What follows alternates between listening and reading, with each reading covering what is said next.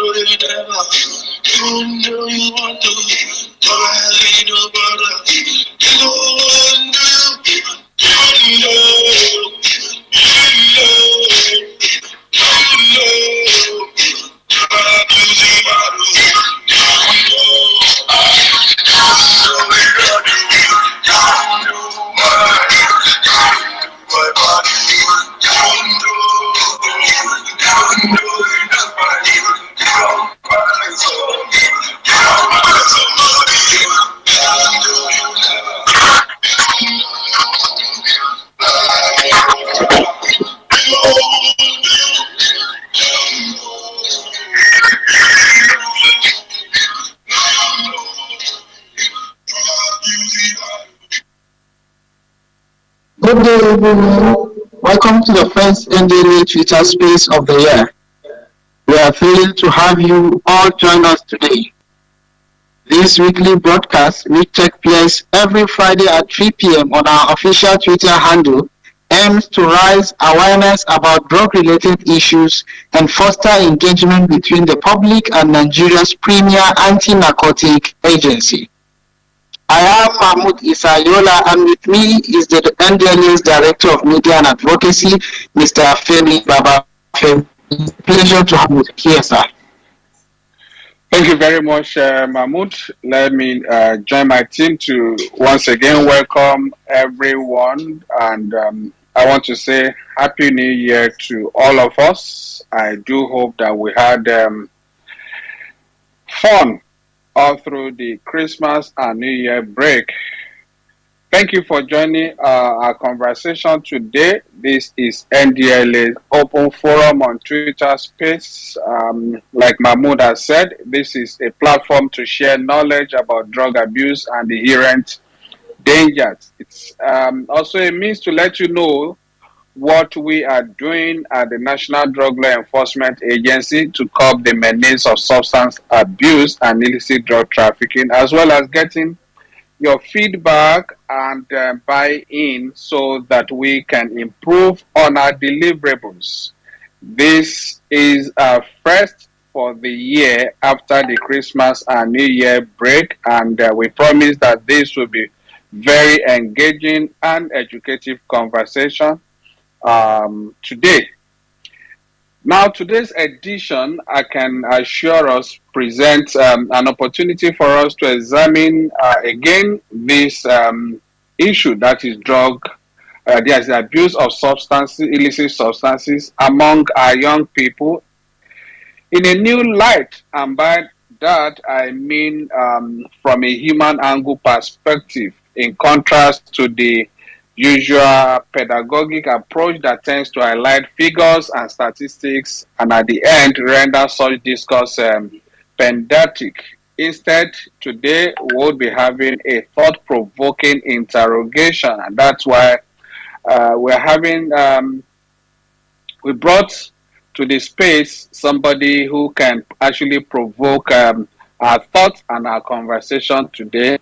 Let me also say that over time, I have learned that such an objective can only be achieved if we successfully situate the discourse in a perspective whereby we can all reason together and thus avoid the we and they dichotomy that usually triggers psychological conflicts in the minds of users of illicit substances. Let's not forget that the concept of drug abuse itself is neither new nor esoteric.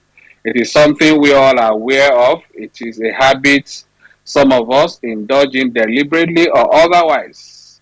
It is a social problem. And so we would be having someone who is well positioned to discuss this topic with us. But before he comes on board, because just shortly after we're about to start this, his flight was disrupted, and so as we speak, he's airborne. But he sent me some snippets of his presentation pending when he would land and then join us for the conversation. But before then, definitely we have quite a lot of other experts on the platform who would be going ahead with the conversation. But then I'll quickly run through some of the snippets of what he would like to discuss with us pending when his plane lands and he joins us on this platform. I'm actually talking of no other person than Professor M.S. Jida. Professor Jida is a professor of psychiatry and psychotherapy that is at the College of Medical Sciences, University of Maiduguri.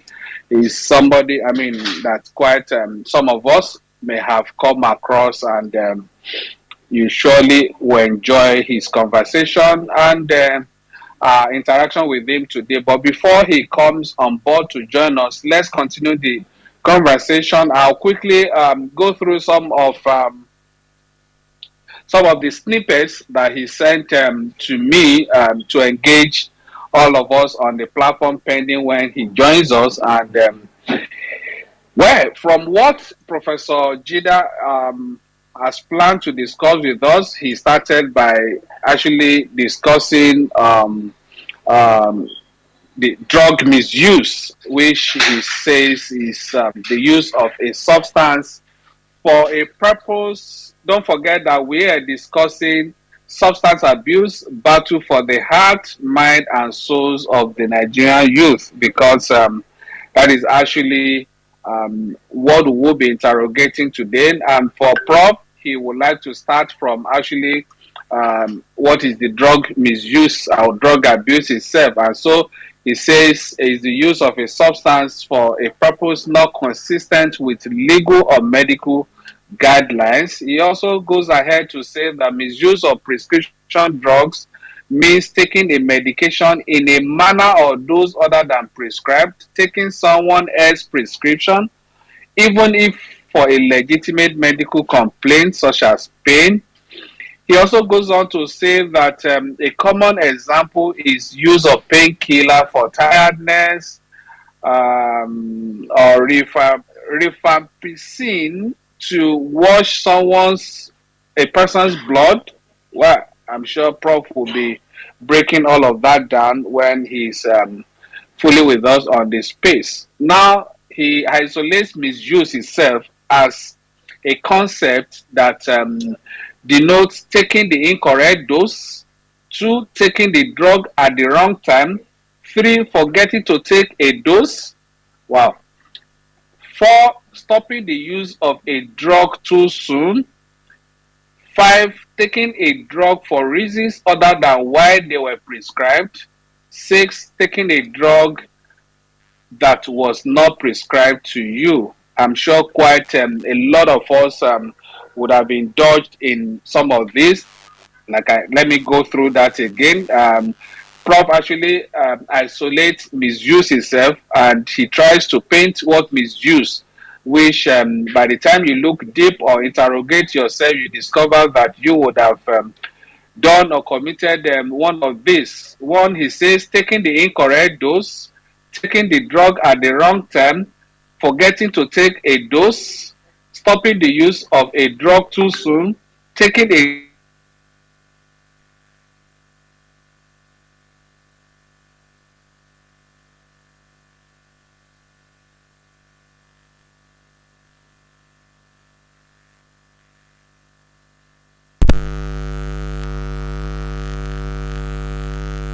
but he also says there is an intention to influence how the brain functions. That is a misuse of drug as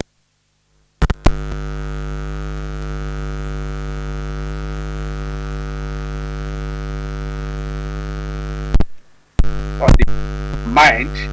The effect, he makes us to understand that the effect can be to increase motivation, change behavior, enhance thinking capacity, or manipulate emotions. I'm sure these are some of the intentions, the things anybody who abuses or misuses a drug intends to achieve. Now, he again highlights or isolates drug addiction, and this, he says, is the advanced stage of drug abuse. I'm sure, like I said before, some of these things are things we already know. Now, the drug, Professor Jida also goes ahead to say that drug has taken over. That is when it comes to the addiction, not trying to highlight or explain what drug addiction, in his own understanding, means. That is the point when the drug abuse has gotten to an advanced stage. Two, he also says this is the point that the drug has taken over the way the brain of a victim functions. He also says that this is the point that there is a change in the connections between important brain areas. He also emphasizes that when it comes to the point of addiction, that is also a result, that is, as a result, there is loss of control over not just how the drug is consumed. And lastly, he says there is also loss of control over how the victim behaves, thinks, or works. And that is basically how some of these things pans out, and the consequences are not usually what you and I would want to witness or we want to experience. Okay, still going through some of the snippets Professor Jida sent earlier before he joins us to break all of these down. Now, he also goes on to explain, that is, understanding prevalence. That's prevalence of drug abuse or misuse. Prevalence refers to the total number of individuals in the population who have a disease or health condition at a specific period of time. It is usually expressed as a percentage of the population. He goes further to say 10% prevalence of drug abuse means the proportion of people that already abuse drugs. There is a drawing. I mean, that's a map of that is talking of prevalence across different drugs. That is, we all know that generally across the country, we have 14.3 million persons. That's based on the 2018 drug survey. And out of this 14.3, you also have a total of 10,640,000 persons estimated to have abused cannabis alone. And then you also have another estimated number of 4,610,000 estimated to have also abused opioids. There's somebody interfering with us. I may have to. That is Mansour. Let me mute you. Okay. I think I muted Mansour there. Still running through some of the snippets in. Actually, some of these facts or statistics are things that are already available, and some of us can. So I would like to quickly skip that, pending when Prof himself comes online. I hope he will be preparing to land. His flight will be approaching to land any moment from now. Okay, then he also. That is, he is also discussing understanding incidents here, and he refers to incidents as the number of individuals who develop a specific disease or experience a specific health-related event during a particular time period. That is either a month or a year. Then he also refers to this as the percentage of new people recruited into the habit of drug abuse. We all know, as of today, that we have quite some of these merchants of death who also are into cultivating or looking for trying to create markets for their evil products, and so they go around communities trying to see how they can recruit young people so as to indulge them and get them to begin to abuse their illicit substances just for the sake and the purpose of making money. Now, Prof also goes ahead to say that this is also significant. It is also significant to understand this in relation to effects of drug law enforcement.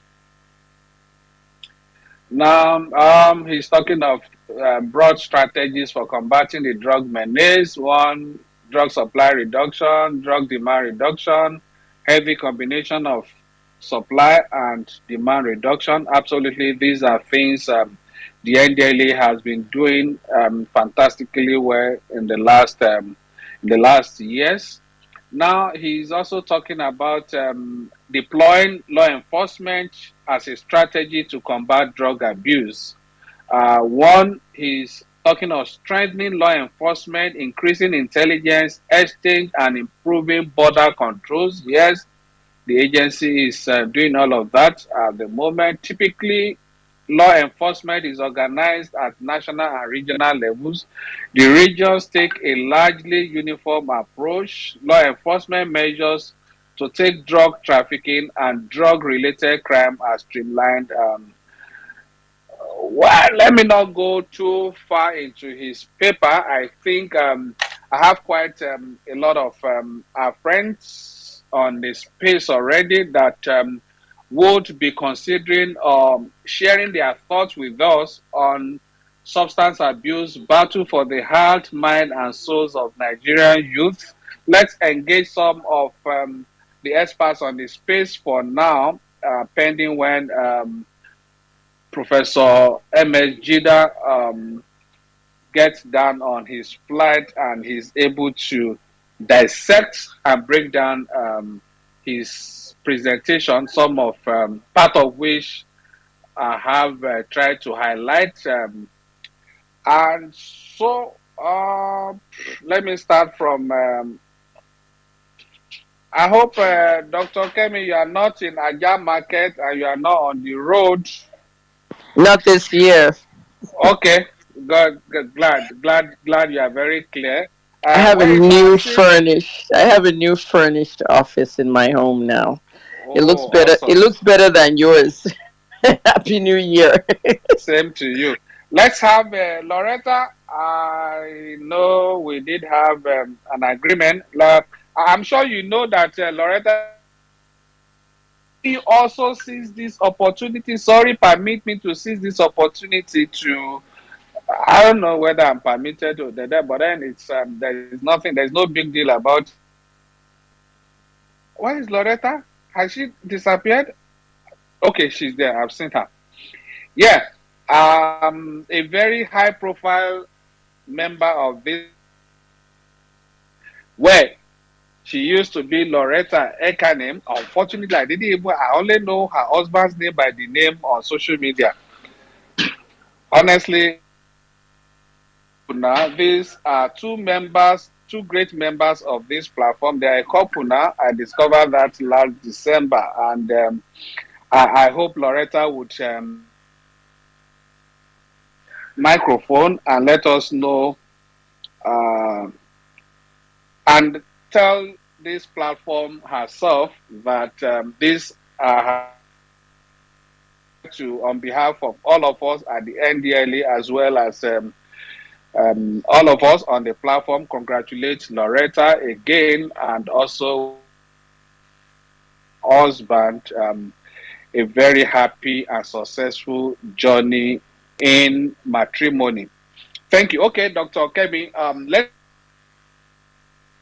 on substance abuse, battle for the heart, mind, and souls of Nigerian youths. And we'll be taking some of these engagements before Professor G. Well, many of you have seen me on a new handle. I'm not using my verified handle this year. I'm using this handle, Drug Abuse Africa. So please follow what I'm doing. Thank you. Um, this Drug Abuse Africa is a continuation of my campaign End Drug Abuse NG from last year. So I now moved it to Africa and global. I want to compare what we're doing in Nigeria, wrong or right, with the rest of the world. And what I have noticed is that Nigerian youth are not really ready to quit drugs anytime soon. And when you're not ready to take drug abuse seriously, it means you simply want to die. That's the way I see it.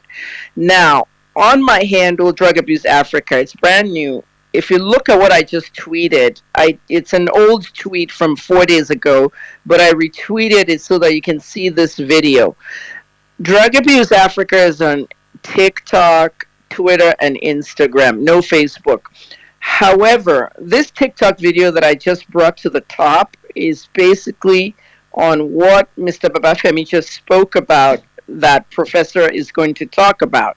What is a drug indication versus drug abuse? I actually did this video last week. So please follow that TikTok. On this particular video, what I talked about is what is an indication for a drug?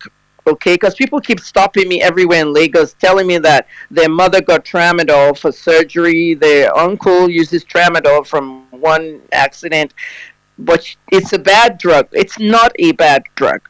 Tramadol is a medication. It is an opioid medication. It's a narcotic. Okay, it's used to treat and manage pain. That's what it's for. That's what we call a drug indication. Every drug has an indication. Drug abuse is what it's not indicated for. You're using it for something else. Honestly, I can't wait for Professor Jida to get in and explain this even more. Some things are out there, okay, that we use for certain things. Other people might be using it for something else. So this is the best way to say this to a layman, to in America in journalism, everything we say in the medical field or in journalism in general has to be in 10th grade language. 10th grade is JSS 1. A JSS 1 student has to understand what we're talking about. So in layman terms, tramadol is used for pain, to manage pain. There are two ways you can abuse it. Was it prescribed for you, or it was prescribed for your mother's surgery? Okay, because if you have pain, that doesn't give you the audacity to go to your mother's room and take one of her tramadol because you're in pain. There are different kinds of pain, neurological pain.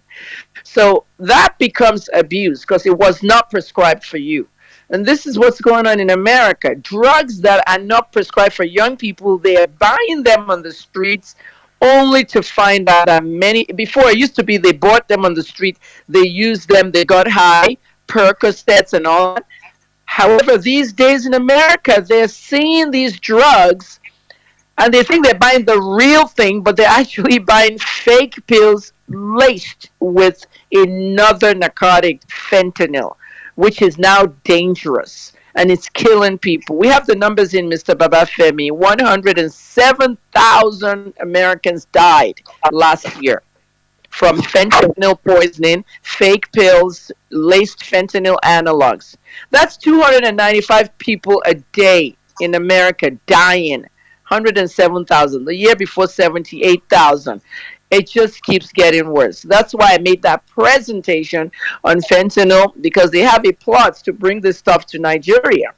So indication is different from, abuse.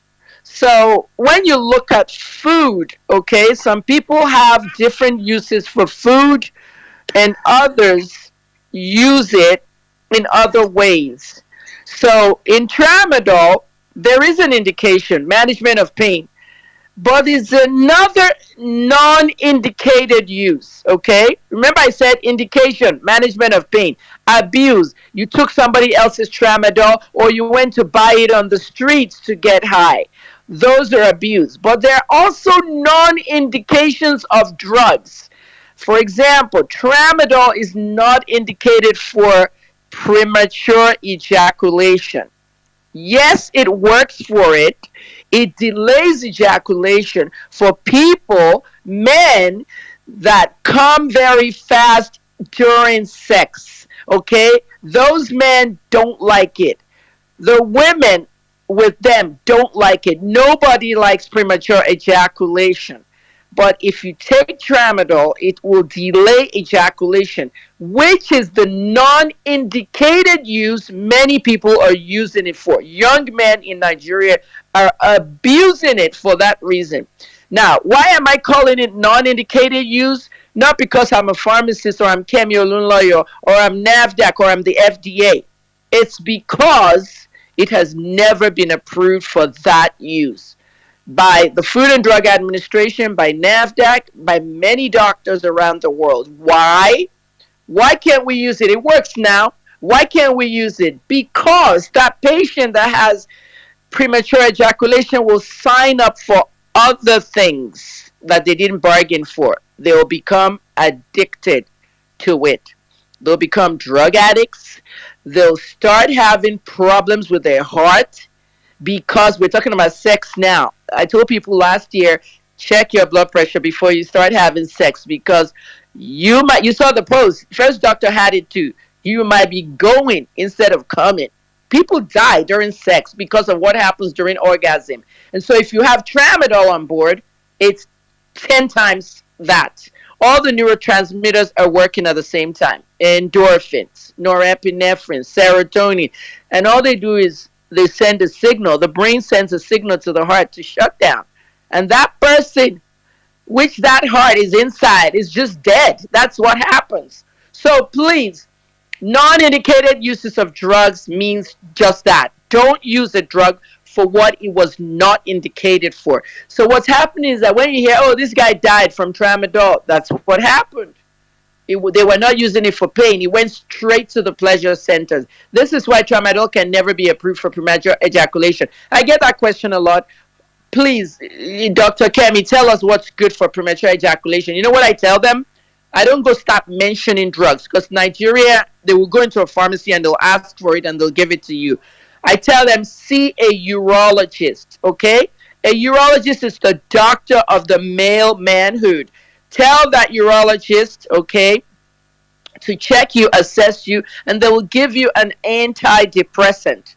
There are two antidepressants that works very well for premature ejaculation. And what we do in America, drug companies will advertise on TV and say, ask your doctor when they're advertising their prescription drugs. So I'll tell them, ask your doctor if amitriptyline is good for you, or or a Prozac, serotonin inhibitor, fluoxetine, or amitriptyline. Write down the drug. A pharmacist, Dr. Kemi said, ask you. So that doctor will determine which one of those you can use. There's a lot of people on amitriptyline in Nigeria for premature ejaculation, and it's working well. It's an antidepressant. It keeps your mind away from that thing that making you ejaculate faster. Nobody needs tramadol for that. They'll be addicted. Then they'll have heart problems. Then they'll die. We don't need that. So that's what I have to say for now. Indication and abuse. Remember, there are people who don't like beans, okay? Beans contain protein. I don't like beans. It contains a lot of protein. I have to eat something else with protein. But I like moi moi and I like akara. But I cannot eat beans. You see the difference now? Indications and other things you can do. I have one child in America, my oldest, 36. He does not eat potatoes. No mashed potatoes, no potato, anything, but he only eats French fries. And if you tell him French fries is potatoes, he wouldn't believe you. Until he grew up, he never believed me. So that's how it is. Some things are indicated for certain things, and some things are non-indicated. That's all for now. Very well, thank you, Dr. Kemi. I would like to let us know that we're kicking the new year with a bang, and we're not just live on Twitter. I would invite Mahmoud to quickly update us on some of the new improvements we have on our space conversation on this program. Mahmoud, please quickly update our people on this platform, on the various platforms, so that we can go on with the conversation. Yes, thank you, sir. We have listeners.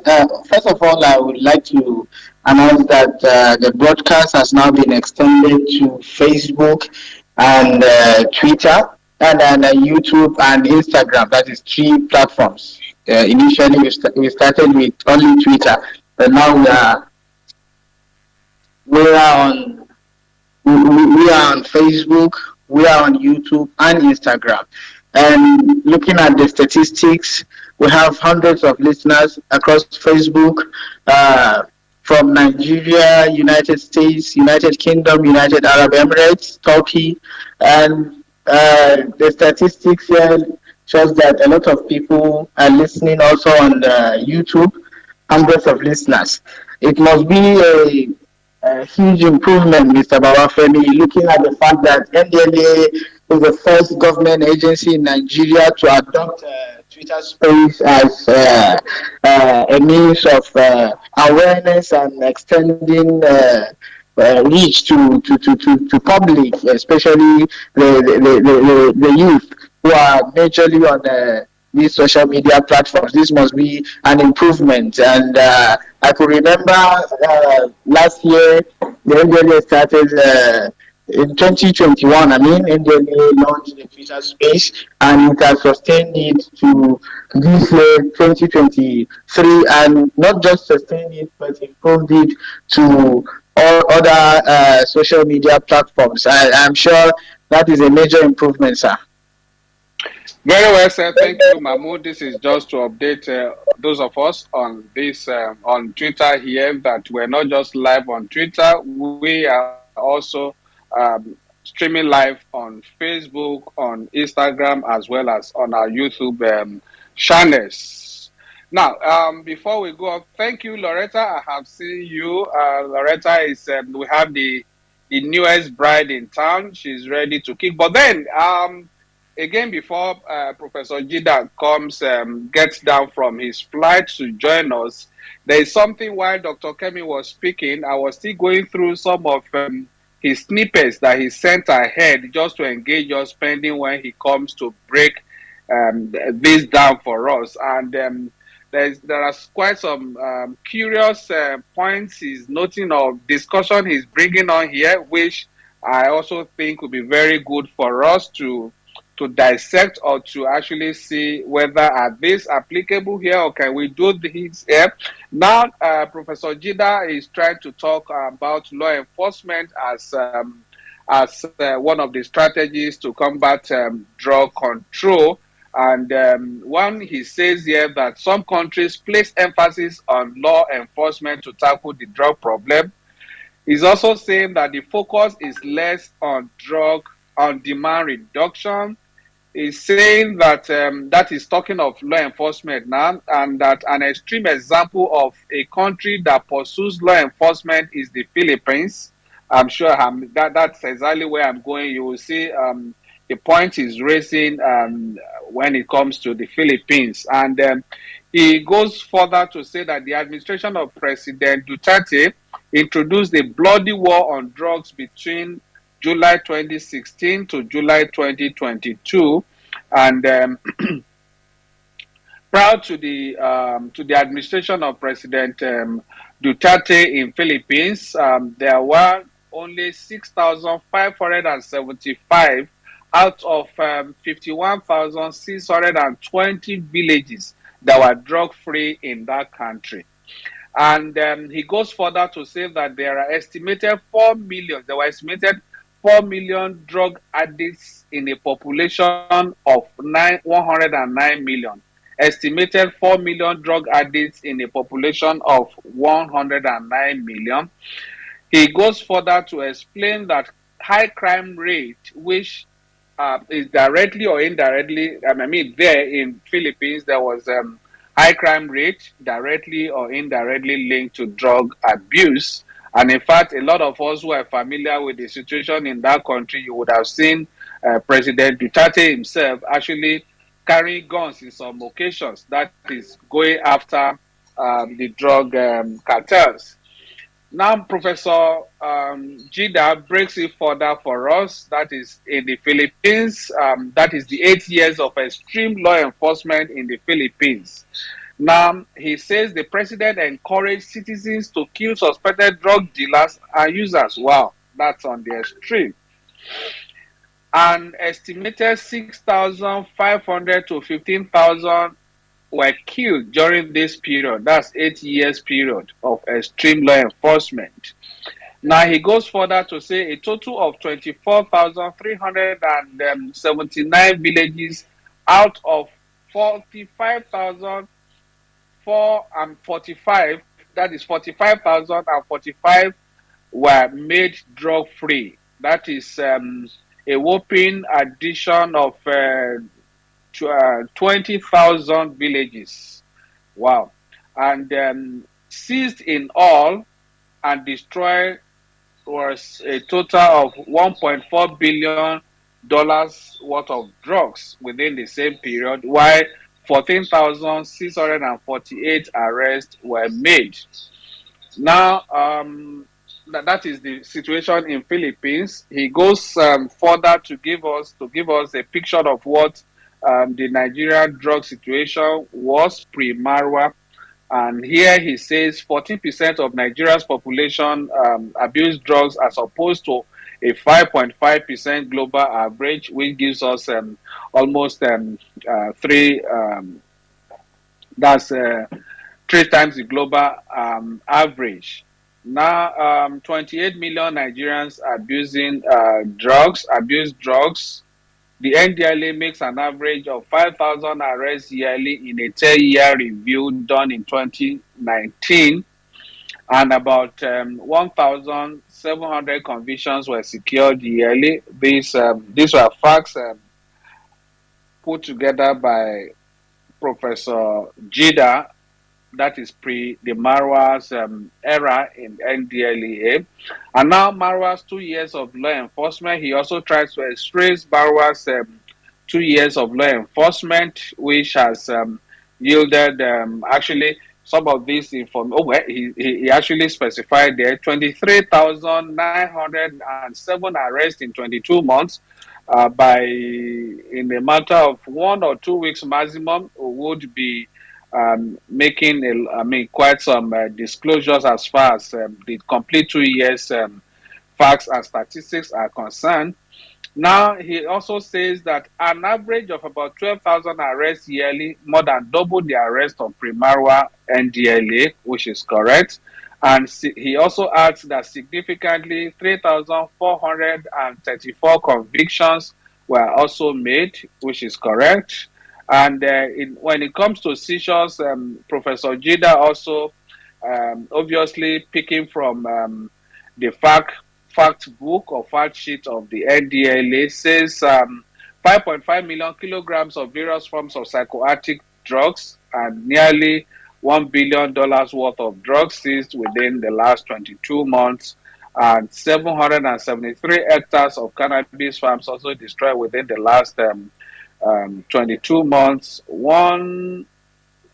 That's talking about Tramadona, which is the area Dr. Kemi dwelt. For me, okay, now coming to, he also goes for that. That's those are his thoughts on law enforcement as part of the strategies in combating drug supply. And here he also talks about, using drug demand reduction as part of strategies in combating drug abuse. But before I go further on Professor Jida's snippets, let me again welcome our new bride, Dr. Loretta. Honestly, you need to give me the appropriate, because I'll have to I don't know whether I'll still put Eka name there now. You can see here now, definitely your network will be far better than in far away Chicago, Illinois. Thank you for coming on the space. Now you have, we want to have Loretta within the Nigerian space, not the Loretta engaging with us in far away Chicago, Illinois. Loretta, compliments of the season, and let's get your thoughts on what Professor Jida had shared in his the snippets of his presentation. He is still coming to break all of those down. Hello, good afternoon, sir. And, most appropriately, the topic for his presentation is substance abuse, battle for the heart, mind, and souls of Nigerian youths. Let's have some thoughts from you, Loretta. Yeah. Thank you, Mr. Babafemi, and Happy New Year to you and everyone at the agency, and Happy New Year to our friends on the platform. Thank you. I'm Loretta Ikanem, now Oluwole. So thank you, and it's good to be back Very home. well, Oluwole now. What a sweet name, Loretta Oluwole. Now, I didn't even, it's part of meeting you, I never even asked about, because I already know your husband as Honey Bagger. Now I know that it's Oluwole. Thank you, Loretta, for giving us that public. But people took me away. It's fine. Wait. That's fine. Southwest went to South to go and snatch Loretta away from the guys there. Awesome. Thank you. I wanted to quickly say, I thought I was going to wait for Prof to come on board, but I just want to quickly jump in. Probably I will still have the opportunity if I'm given when he comes. Like most of you know, my focus is on substance use and abuse and all that. And I see Ife here, I see Dr. Kemi as well here. So I'm sure what I'm going to say, if I go contrary, they'll put me straight. And the battle for the mind and the soul of the Nigerian youth in particular, it's a big deal. There is a kind of data scare I received a couple of days ago from my professor, and he said that compared to last year, there has been an estimate that the use of prescription drugs and illegal substance is going to increase tremendously across the world, globally, and increasingly in Africa. I think I'll share that research with a couple of you later. So now I'm going to talk about how we can do more of the prevention, because the battle of the mind and soul of the youth has been, what has always been on the table for almost all of us, the agency and individuals. It's actually, I'm sorry, before I jump again, I also want to comment that right now as we're speaking, the discussion is being streamed across other platforms, social media platforms. That's a good one. It means we have a wider range of audience. And I would say that while we engage more experts and while we engage more professionals in this field, I think we should, as much as possible, emphasize on more preventive strategy. We have been doing a lot of that last year, but now we need to engage more people. We need to engage more local people to ensure that all of the strategies we come up with, we talk about on this platform, we find people that can implement it. Because the data scare has it that the use of opioid. I was reading something on David or on somebody. I was reading something on somebody's Twitter page, and he was asking the question. He said he thought that fentanyl and cocaine are expensive drugs. How come we have it all over Africa, especially in Nigeria? How come it's accessible? That's a whole big question. And I hear Prof saying in his write up that we should engage more of more of law enforcement. But he did not. I would have loved him to come before I ask him that question.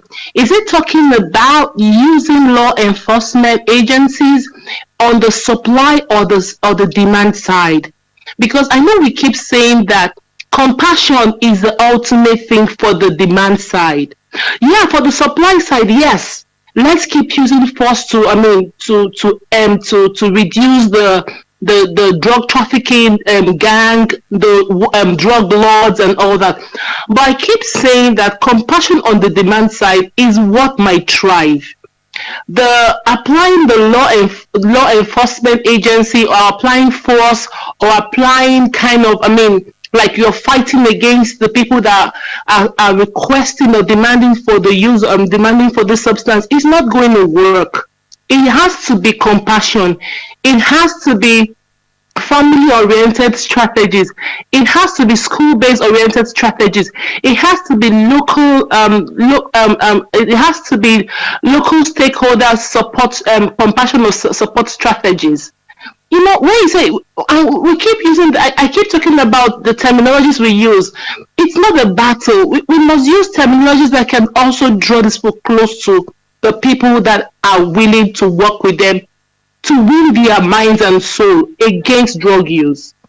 So we can go ahead and keep talking about defining drugs, explaining how these drugs are used, but the strategies to discourage these people, it is growing. I read something about one of the artists, I don't want to mention names right now, and someone was, I got to, what I read kind of explains why his outburst on social media is having serious drug use problem.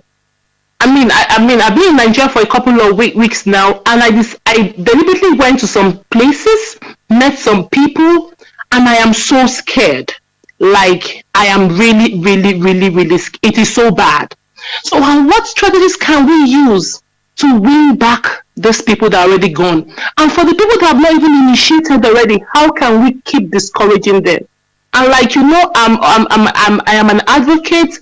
I'm a champion for saying back to the schools, back to the schools, back to the schools, the universities, the secondary schools, the local environment. Dr. Ife is here. Myself and Dr. Ife, we're going to be working on something in schools as well. So that's where I'm going to come from. But I will just yield the mic now and allow Prof to come and let him clarify a couple of things I read. Because yes, Mr. Babatami, you've talked about it, but I want to hear from him what he means when he talks about using law enforcement agencies. Thank you, Loretta, Dr. Mrs. Loretta Oluwole, right? Dr. Yes. Mrs. Loretta Oluwole. Thank you very much. Actually, Loretta provoked some another angle to the conversation there, and I think I would be calling. I've seen a number of us requesting for the microphone. I won't want to speak for Prof. I know he will, as soon as he should be settling out of his flight by now, and as soon as he's in a comfortable place, we'll bring him on board. We'll bring him, hand him over. I mean, we'll give the microphone to him so that he can break down some of those things. That is not to say that I was just running through some of the snippets he intends to present. There are quite a lot of other aspects to it. I'm just looking at his that is his presentation or his thoughts on the other side of that is drug demand reduction, and in fact he's narrating a very interesting story here. I wish we hear all of this directly from his mouth. I don't want to be peeping through his jottings. Now let's quickly get over to some of our people on the space, because by the time Prof comes, he will probably be taking over almost all the time left for us. So it's now for us to interrogate some of the thought-provoking comments and statements so far. I would be muting you or removing you from the speaker's corner if you are interrupting us. Please, Izumetu, please kindly mute yourself. Thank you. Let's quickly please mute yourself, Izu. Thank you. Let's hear from if I invite you, if you don't have something to say, just either you keep quiet or you tell us you are not ready yet. You are waiting for Prof. Or if you have something to say, please go ahead and say it. Let's start from Fodio Ahmed. Fodio Ahmed, please, if you have something to share on this the topic of discussion or what those that have spoken have said, please go ahead and let's hear your thoughts. Fodio Ahmed. If Fodio Ahmed is not ready, let's come to Kashi Ben Naga. Kashi Ben Naga, I can see you are raising up your hand. Please go ahead. Hello, good afternoon. Good afternoon. Thank you so much for this platform. I'm Kachi. I'm a doctor. I'm currently working in the UK. I'm really very passionate about substance misuse. And I really enjoy the topic of this space, and that's why I wanted to, come and contribute while you were sharing. So substance misuse, the battle for the hearts, mind and souls of our youths. First of all, we all know that, in Nigeria at the moment, substance misuse currently constitutes very significant health and socioeconomic burden, to our communities. And these problems, apart from the health implication causing multiple medical problems for the individuals, it also fuels crime. Most of the criminality we see in Nigeria could also be traced to substance misuse, because it affects both the way we think, the way we act, and the way we feel. So it's also one of the biggest fuels of crime all over the world. It reduces educational achievement, it reduces productivity of the individual. So it's a big problem. And I perfectly agree with Dr. Loretta in that health promotion and prevention is far more effective and cheaper than cure and rehabilitation. I worked with a number of individuals who struggled with substance misuse while I was in Nigeria before I left, in rehabilitation centers, and I would tell you it is easier to prevent these things than to actually cure or rehabilitate. Even when people actually are abstinent for a number of years, they could also have relapses and lapses from time to time. So it's a very long journey. So if we put more focus on prevention, especially at the school levels. Somebody spoke about secondary schools, but it will just shock you that even as early as primary schools in Nigeria, people are already exposed to experimenting with some of these substances. So let's not assume that people are too young, to begin to hear about these kind of topics, or they are too naive as to know about these kind of things. And I think also our strategies, I'll come to some of my suggestions, shortly, but I think some of our strategies should be we should innovate modalities that are relevant to our own realities. Let's not just do copy and paste from all the parts of the world. Different countries have different realities. They have different things that are predisposing individual substance use, different factors that are precipitating and perpetuating substance use. So let's just identify what is it that is fueling substance use in Nigeria. And by understanding those factors, we're able to design unique strategies to handle them in our own environment. And this requires multi-sectoral collaboration. It's not just the law enforcement, it's not just health institutions, it's not just schools, it's everybody. All hands need to be on deck. It needs to be multi-sectoral collaboration. So for demand reduction strategies, to why do individuals, why do young people actually crave for substance use? I mean, earlier Dr. Kemi spoke about sex enhancement. That's one of it. Another one is peer pressure. Baba, your hair no fit carry am, do this. Another one is to feel cool. Some young individuals, youthful exuberance, there's crave for adventure, there's lack of accurate information. A number of our individuals have poor coping skills, they struggle with one problem or the other, and they don't know how to cope. They just resort to this as a way of cope. And substance use is a coping strategy for a lot of people. But the question is it an adaptive coping strategy or is it maladaptive? So it's maladaptive coping strategy because it helps you cope in the interim, but in the long term it causes more problems. So rather than just victimize these people or kick them, these people are bad people, why not find ways to help young people develop adaptive coping strategies? Why not help people to develop life skills? Why not help people with avenues to channel their youthful exuberance into productive areas? Many countries of the world have used sports, have used music, arts, to redirect the focus of young people away from drugs. Use that youthful energy in areas that are more productive.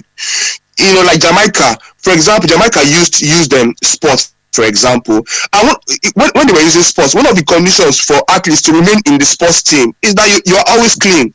Random testing and you're clean. So that's an extra motivation, to be clean from drugs. So for demand reduction, a lot of role needs to be played, a lot of work needs to be done with families, with schools, like Loretta said, and with religious institutions, because if we notice, a number of time, these are religious institutions are sometimes the first point of call for individuals who are even struggling. So why not we use these religious institutions as well as schools and families to actually help, work on demand reduction, work on helping people not even use substances in the first place, that's all. Some of the things for demand reduction. And let's quickly go to supply reduction. One is like we're doing now, social media campaigns, mainstream media campaigns, which is very good. Another is strengthening institutions, NDLEA, NAFDAC, and the rest of them. Why I say strengthening institutions is that, I think our institutions are doing more. NDLEA, for example, is doing more than it has done in the past, but I think there's much more that it can possibly do. NAFDAC is doing well, but there's much more they can possibly do. Like one of the things, about strengthening institutions, for example, in Nigeria, a lot of these some of the medications that are abused are actually prescription medications and should technically be off the counter medications. But you see in Nigeria where people are dispensing and selling all these medications in different pharmacies and chemists at will. There's no regulation. There's no way to actually have a record of who buys what and when the person buys it and keep tabs. In the UK, if you go and if you're a doctor, you prescribe a particular medication for a number of times, there's an alarm. It triggers a response that, why is this particular doctor prescribing this particular medication in more than is expected, or why is this patient purchasing this particular medication more than is necessary? So that triggers an alarm that actually make sure that there's accountability. So we need to strengthen our health records, properly strengthen institutions, make sure that medication that should be off the counter are off the counter, those that are over the counter can be over the counter. Let's start from there, at least with the prescription medications. Now, like Loretta said, I am a strong advocate for help for victims. Please, it should be help for victims and consequences for traffickers. I had a lot of interaction with substance misuse individuals while I was in Nigeria, a lot of them. And to be honest, a lot of these traffickers don't even use these substances. One of the major rules, one of the first rules, to peddle drugs in Nigeria or all over the world is don't get high on your supply. So they don't use it because they know how bad it is. But because it's quick money, because there are no consequences. They want to push this out. So if you cut down on these people who are trafficking, who are peddling this, you'd actually reduce this to a large extent. But if you keep on chasing and victimizing and vilifying people who use substances, then you will not help them to get the help they truly require. So from a medical point of view, I think we should promote, you should reduce stigma. There's a lot of stigma, preventing people from seeking help. I had a lot of people who did not want to be in the rehab centers because they didn't want people to know they were in the rehab centers, because it's suddenly a red flag because somebody says it's going for rehab. But that shouldn't be the case. So we should try and work hard to fight against stigma, and reducing things like saying addict is an addict. Is labeling an individual. Okay, when I was much younger, I stole money from my mom. Maybe in the 1999, I stole 700 naira from my mom. So if somebody who knew me then and they see me now as an adult, as a doctor, is now saying, oh, that thief, that's labeling an individual instead of actually saying, oh, he stole. There are two different things, and as humans, we a lot of times try to label people. Oh, this is a thief. Oh, this is a prostitute. Oh, this is a drug addict, instead of identifying the problem and doing something to solve it.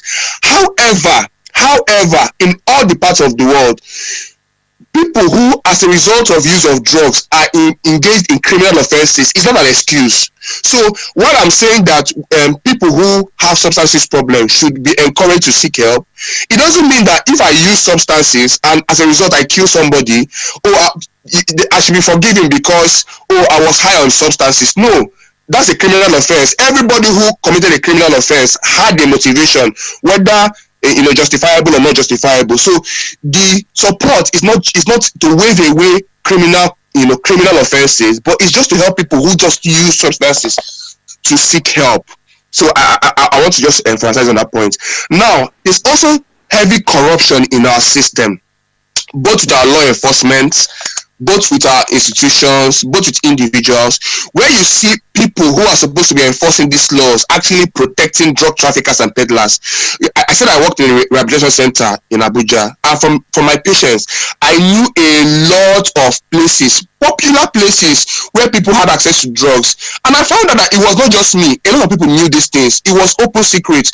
But there's no real clampdown, and these people operate with some kind of brazen confidence because of some kind of protection. So if we're able to solve some problem with corruption and are able to make sure that people who are trafficking these substances actually face consequences, it will reduce this from the supply side. I'd also want to say that there's a serious crack epidemic currently in the FCT, and if for no reason alarm about it, I think in the next couple of years it is going to go beyond bounds that would ever know. I'll stop from that point. Then finally, strategies to mitigate the negative health and social consequences of drug use. For some people, they unfortunately have already been exposed to this. So do we just kick them and throw them away? No, we need to support them. We need to help them find their feet back. And I tell you, as somebody who has worked with a lot of these people, a lot of them get free. A lot of them live their best lives. A lot of them, it's like every other medical condition. It may be more difficult with some substances than others, but with motivation, with discipline, and helping them to find purpose, a number of them are able to bounce back. I have a number of former clients who currently are free and are currently living their best lives. They are married, they are doing well in their jobs and all. So it's not the end of the road. So we need to support them and help them know that there's help for them. That's one.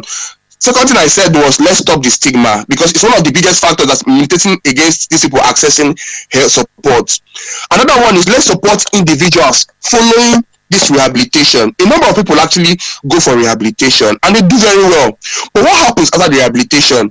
They go back to the same society, that has different form of triggers that will put them at risk to get used to these substances again. So there needs to be proper support, both in terms of virtual and real-time support groups, both in terms of proper community follow-ups for these individuals to help them in their road to recovery. Finally, I think the mental health bill that has just been passed is one of the game changers for substance misuse problems in our country if it is properly implemented and implemented, because it has a lot of purpose. But the problem with Nigeria, as with every other policy, is with the implementation. We are not bereft of policies, we're not bereft of people, we're not bereft of strategies or ideas. The major problem is with implementation. The major problem is with removing corruption and putting right people in the right places. Please and please, if you're on this space, if you're listening to me and you've not used drugs at all before, please, like somebody who has seen this kind of things firsthand, I say it's a no-go area. It is not to be tried by anyone. Don't even get into that trap, because a lot of people don't actually make it alive. A number of people I know actually have died from overdoses. It was not their intention, because some people get tolerant, so they use substances, and the next time they need to use higher dose, and they continue to do that. It becomes a vicious cycle until they eventually die from overdoses. Some people lose their lives from drugs. I'll say drugs end all dreams. Dead. Drugs end all dreams. If you've not started, if you've not experimented, please, it is not a place to go to. And if you have been unfortunate, if you are a victim, I call them victims, if you are a victim of substance use problems, I want to encourage you that there's hope. Do not give up. Try to seek help and try to find your feedback and get your life back. Thank you for the opportunity. I yield the mic.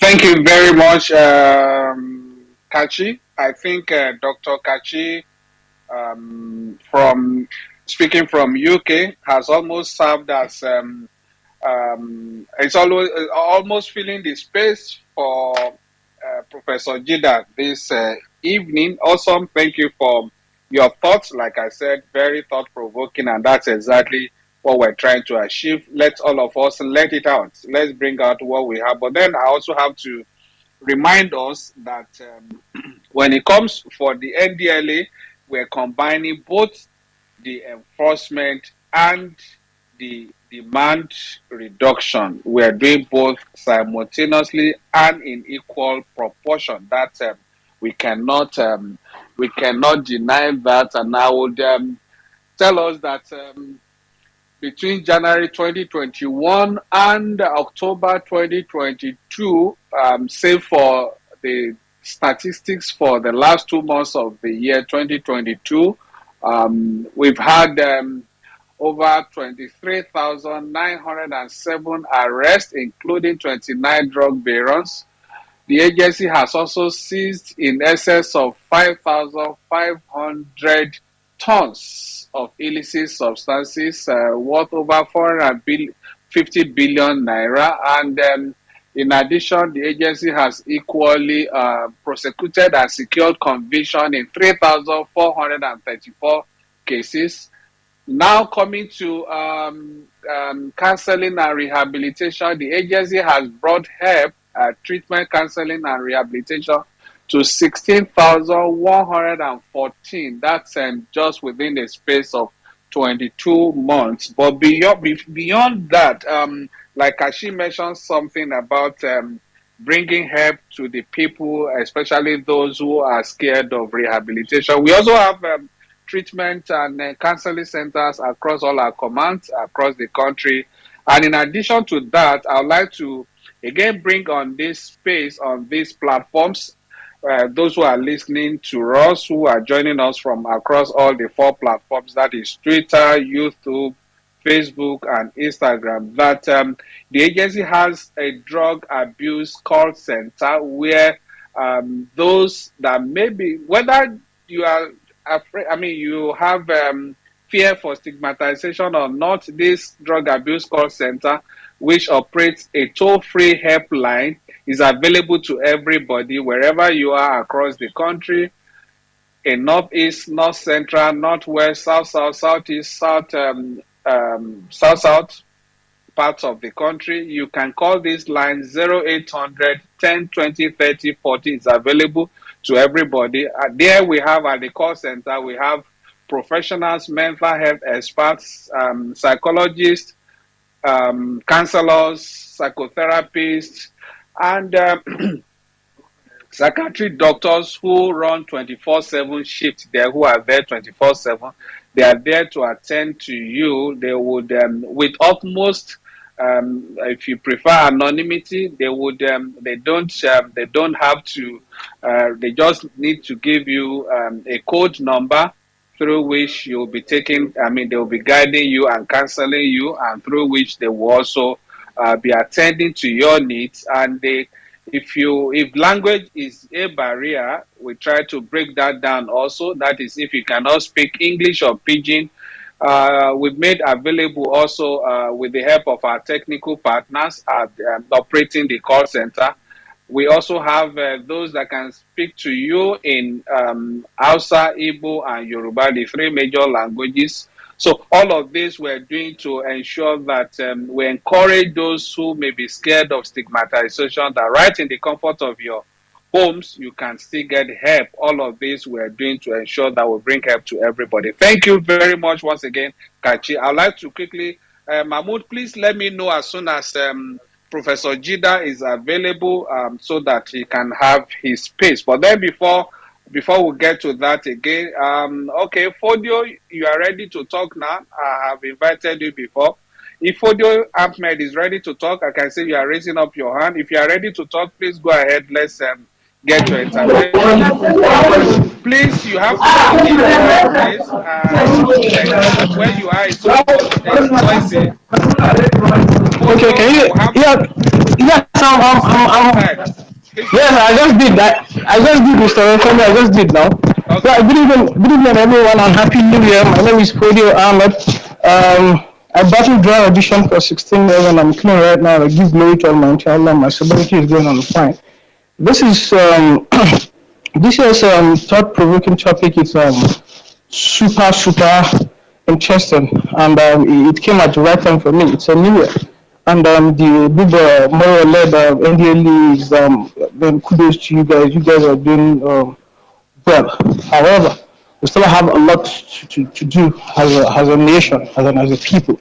And this pandemic, drug addiction, it's a pandemic. It's a straight bullet. It's everywhere. It doesn't differentiate between social classes or status. It's everywhere.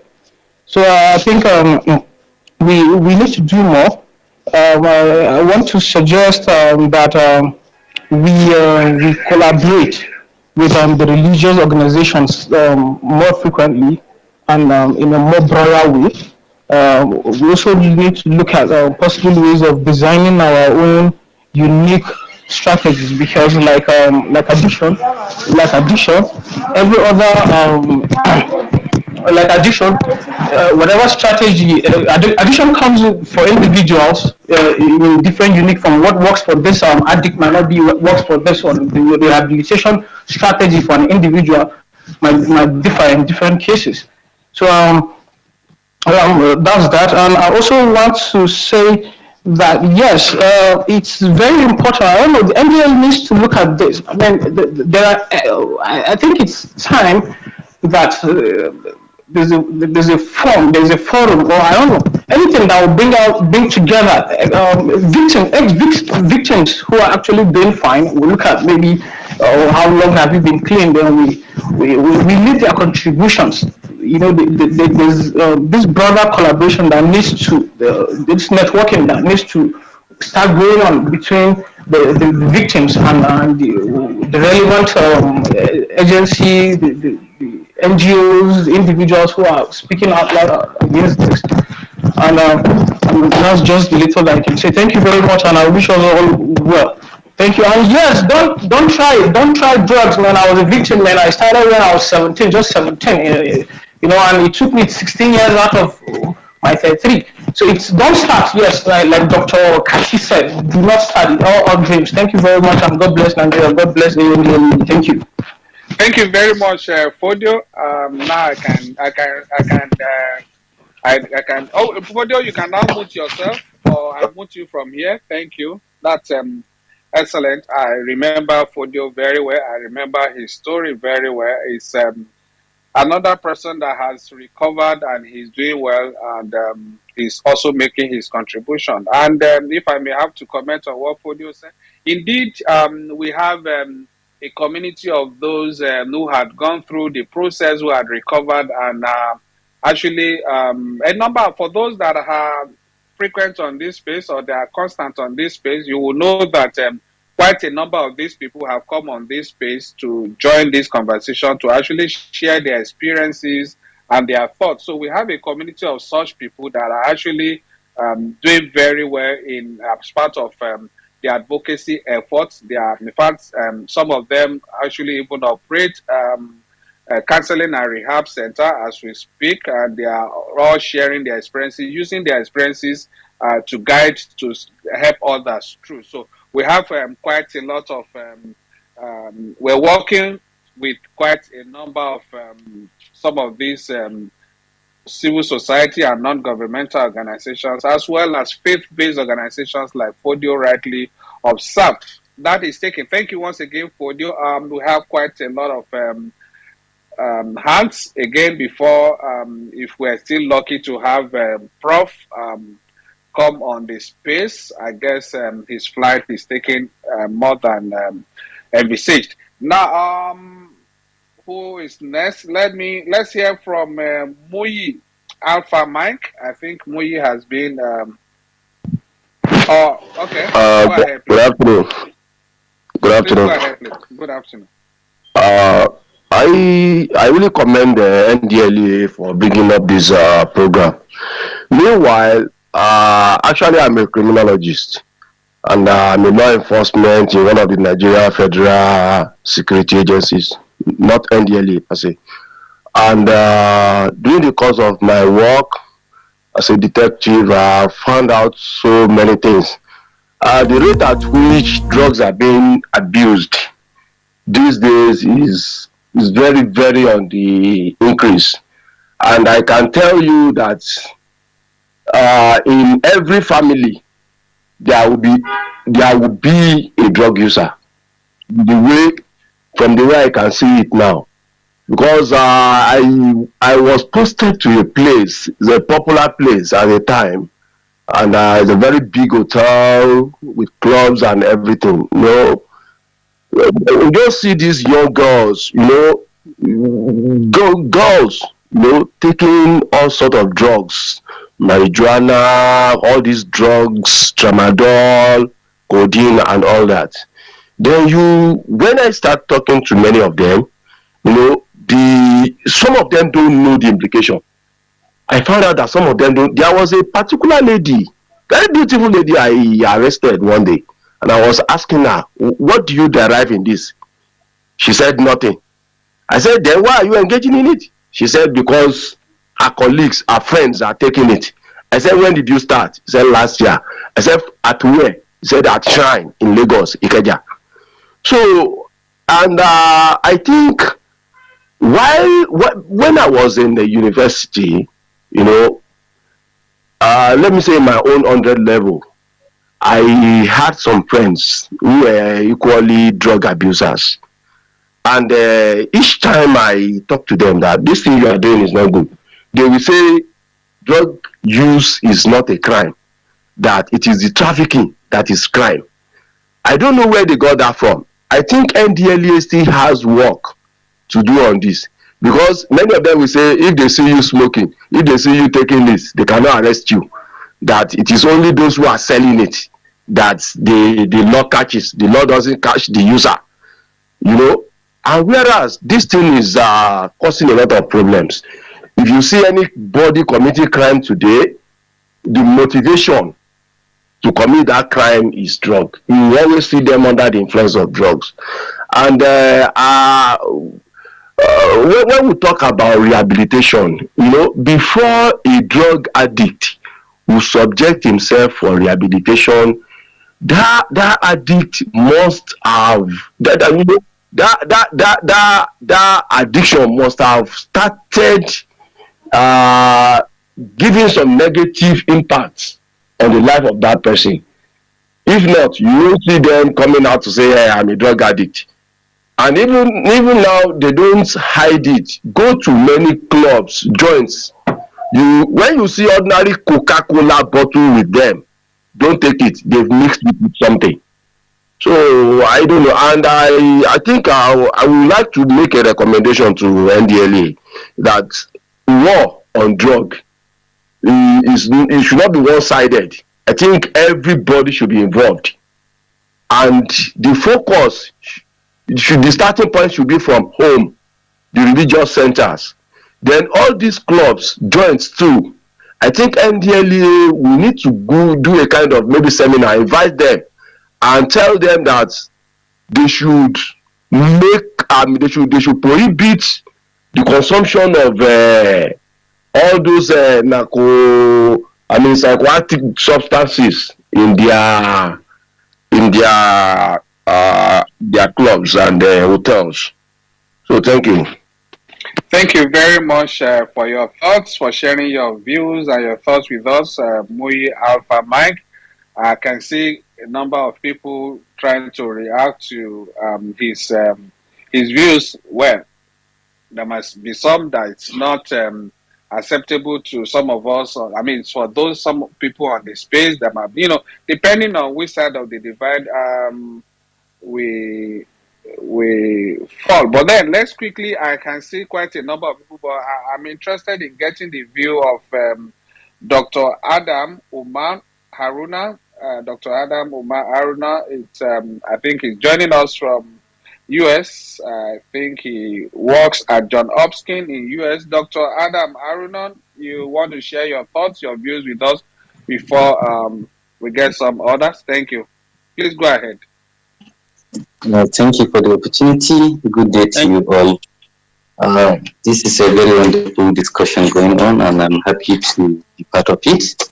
Actually, this topic, I will say, is rather, it's timely actually, but it's something that we should do it frequently from time to time so that we'll be able to educate our youth about drug misuse. Because there are different types of drug abuse or drug misuse, and it starts from here. Maybe, for instance, somebody got a prescription from his brother or sister or parent, and that prescription was meant for someone else, and then the fact that the person is having headache and the patient is also having headache, and the person will just say, okay, let me try this medication, and he or she takes the medication and gets better. Then later on, still collects the medication, and that is how it starts. And that is also called drug misuse because it is not intended for the person using it. It was prescribed for someone. And some people go to Google to take some medication, especially pain reliever or just some medications that will cheer them up to make them happy, and they get it from however method they know, and they start using it, and they use it for a long period of time. And it has a lot of effects to their health, to their mind, and everything. So my calling here to the youth is to please try and see a doctor, get diagnosis, and get appropriate medication. And they should not use medication prescribed for someone. They should not use medication they hear about which someone is using, or they see medications on Google or something, or maybe you find it in the universities. It's very common. Somebody will just give his friend or colleague, try and take this medication. You will be intelligent. You will retain all you read overnight. A lot of peer group pressure can actually compound this issue and problem.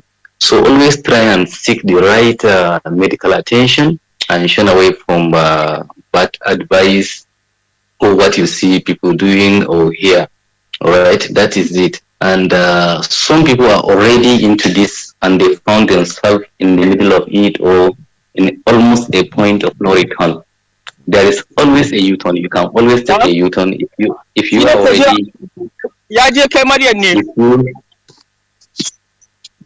already if you are already taking this medication and you feel you are becoming dependent on it, you cannot be able to go back. No, you can't go back. You can always seek for help and care. In the hospital, you see the doctor, and there are different modalities and strategies which the doctors use to actually return individuals who are dependent on medications to actually normal status without continuing with the medication. So if you find yourself that you are attached to a certain medication, please seek help. because before you know, this medication is going to give you long-term effects.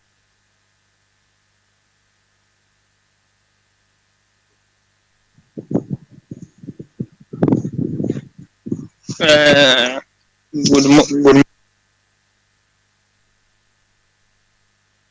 Okay, I think did we lose Dr. Adam there? Have also Dr. Mustafa, Okay. who is also a mental health expert, and I know he will be happy to also share some things from his experience and encounter with patients who have been dependent on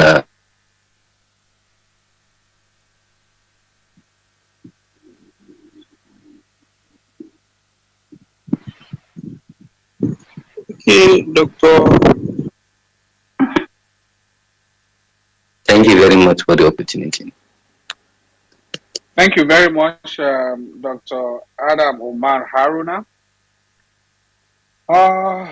Now where do we go from here? We have quite. I think I would like to. Let me remove this person who is interrupting. Okay, I think I'll remove him from the speaker's corner so that we can have some respite. Okay, let's. I can see. I don't want Gideon's hand to be paining him. He's been raising up his hand. Let's quickly grant him the microphone. Gideon, please go ahead. Share your thoughts. Thank you. Thank you, Femi, for giving me the mic, all the listener and speakers. Oh yes, this is a wonderful thing to do. I think if we can be doing this monthly, it's gonna help Nigerians.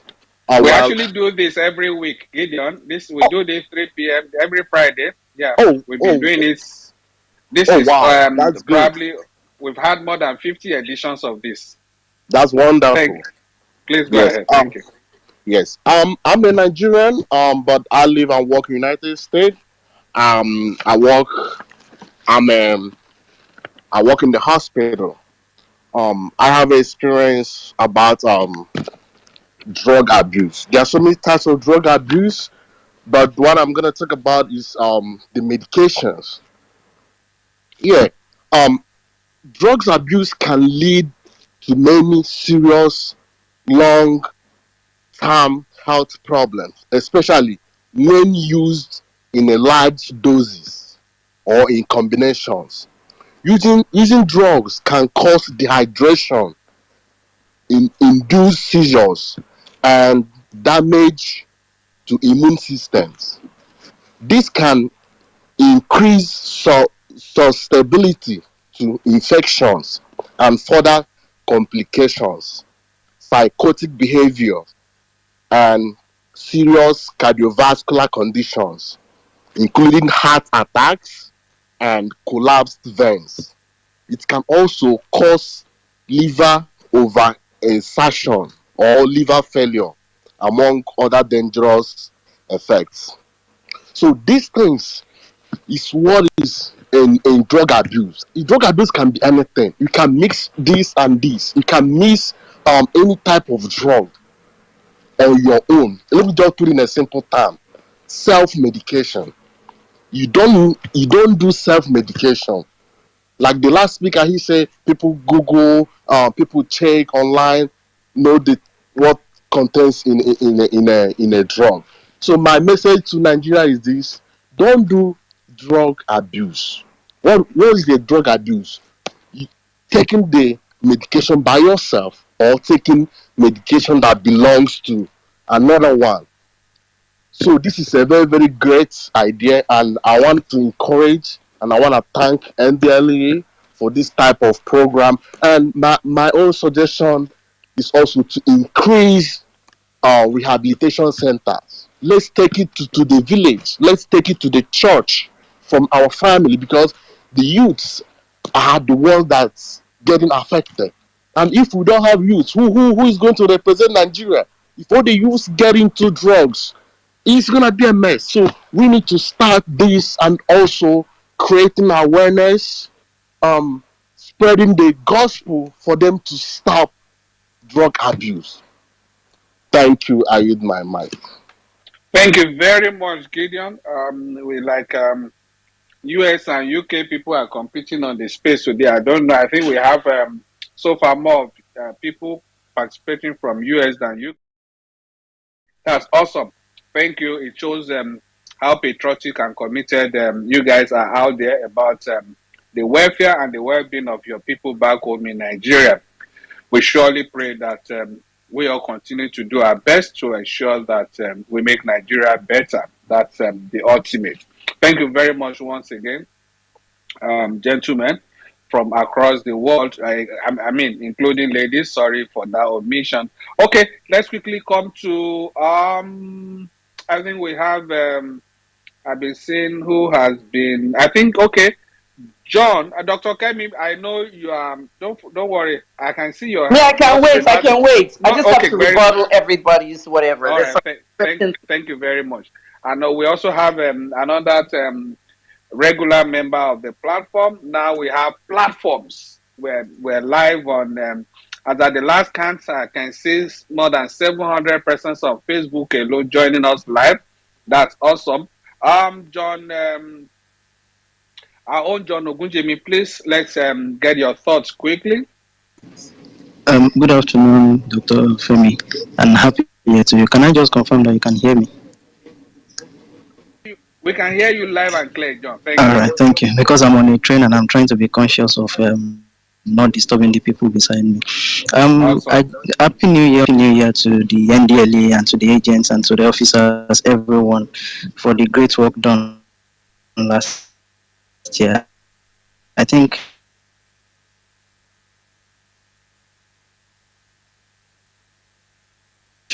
today is just regarding one of the things you mentioned in Prof's snippets that he sent regarding people who find themselves maybe inadvertently engaging in drug abuse, maybe using medications and incomplete dosage, self-medication, and things like that. And I think when you mentioned it and you said most people are guilty, I laughed to myself and felt maybe I'm not guilty of that because I'm not a fan of drugs. I adopt a few things here rather than going about with even over the counter pills like maybe vitamin C or paracetamol. Adopt better options. If you have a headache, for example, instead of going for a painkiller immediately, take a rest, get a cold shower, have some rest instead of resorting to drug. I've not taken any of those, whether vitamin C or paracetamol, in about 15 years, because there are natural remedies. Maybe instead of taking vitamin C, for example, get a citrus fruit, drink them, get them from fruits. There are these things that we can do that can reduce the effect, our predisposition to abusing drugs inadvertently. Self-medication is obviously a no-no. Unless you see a medical practitioner and a drug is prescribed, one should avoid it.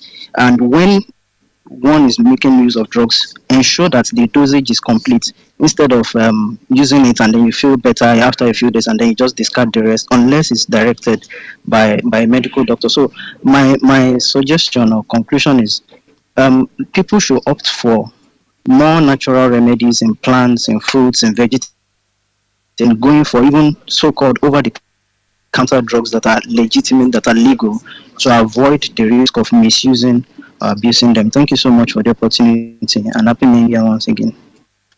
Thank you very much, John. Soft spoken but very poignant. Okay, thank you. Let's see how many people would want to.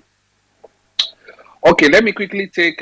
Sorry, I can see Rotimin. I can see a number of handkerchiefs hands up, but then let me quickly come in house and take one of our officers, actually the commander of Katsina State Command of the agency, who is also a regular on the platform. That is Bashir Ibrahim. Please, let's quickly get your thoughts before we move to Rotimi and Kashi again. That's Dr. Kachi. Thank you very much, Mr. Ferry, and Happy New Year to everyone listening here. I would like to throw the line of Mrs. Loretta. Prevention is actually the key. But one thing that we have to know is that the prevention strategy has to be evidence-based. Targeting the schools, the communities, workplace, involving critical stakeholders. Let them own the intervention strategy.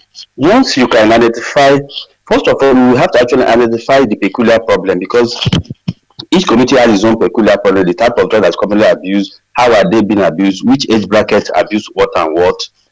Once you can identify that, then you're able to come across the kind of strategy, the types of intervention you want to bring in. Let the community owns it. And while we are doing it, most of the times what you try to do in the past is to just lord it over the youth. You have to involve the youth, because they are the most vulnerable when we talk about substance use. Yes, the elderly have their own, when you talk about even painkillers and what have you, and relaxing drugs to which they too abuse. But our major concern here is the youth. So by doing that, we have to involve them in whatever decision we are taking, in whatever strategy that we are bringing in to address the issue. I'll give you one of examples. Like last year when we came into Katsina here, we decided to visit most of the mosques, talk to them, even in the community. Believe you me, just a few weeks back, one of the community, one of the mosques had formed themselves into a kind of a community foundation, and they are addressing the drug issue in their community.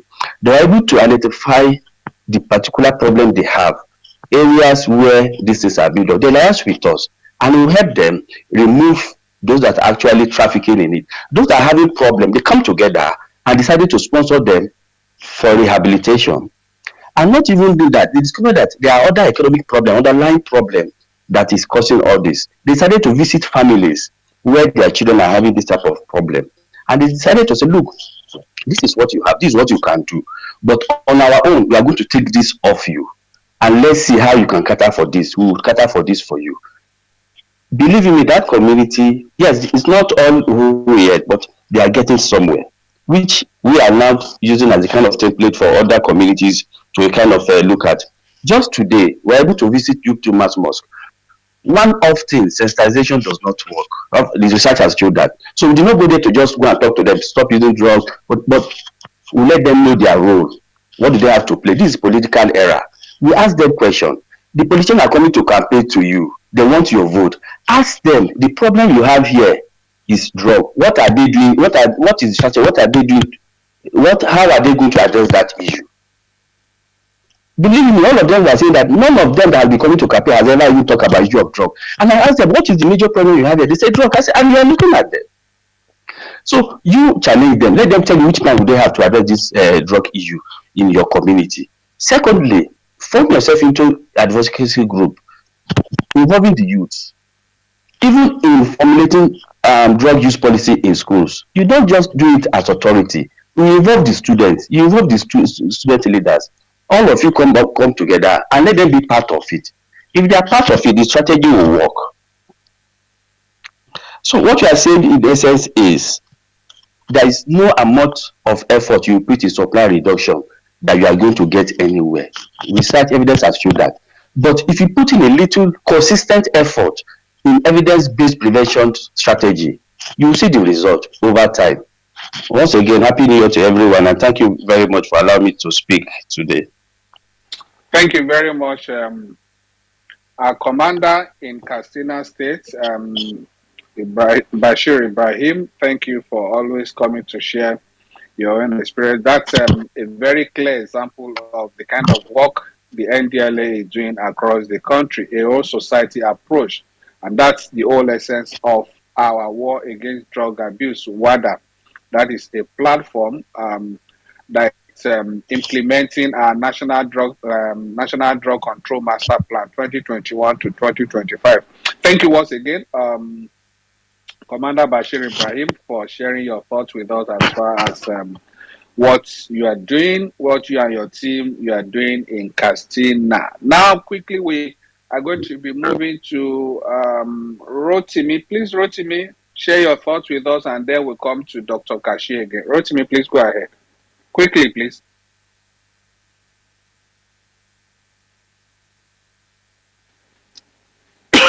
Okay, I guess Rotimi is having...